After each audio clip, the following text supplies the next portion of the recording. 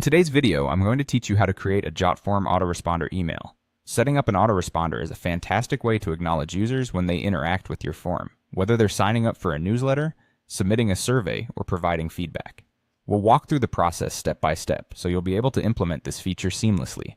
To get started, the first thing you need to do is log into your JotForm account. If you haven't already, head over to your browser, type in JotForm's URL, and enter your login credentials in the top right corner. Once logged in, you're directed to your dashboard where you'll see a list of all your forms.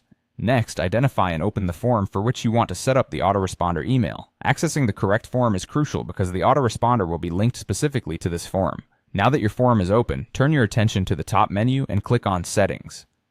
This section is your go-to place for configuring important form functions, so we'll be using it quite a bit in this process. Within the Settings menu, look for the option labeled Emails and give it a click. This is where you can manage, edit, or add new email notifications and autoresponders attached to your form. Once you're in the Email section, you'll see any existing email notifications or autoresponders associated with your form.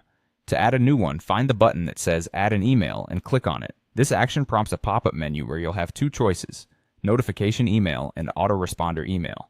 For our purpose, select Autoresponder Email. Choosing the autoresponder option sets up an automatic reply to users who fill out your form. It's like telling them, "Hey, we got your submission." Next, you'll be taken to a configuration window tailored specifically for the autoresponder. Here's where we want to focus on the recipient email.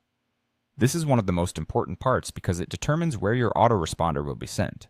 In the recipient email field, you need to select the field from your form that captures the user's email address. This is often labeled something like email address or simply email. Choosing the right field ensures that the autoresponder is sent to the form user, rather than accidentally directing it back to yourself or someone else in your organization. It's a small detail, but it makes a world of difference in effectively communicating with your audience. After confirming that the correct field is selected,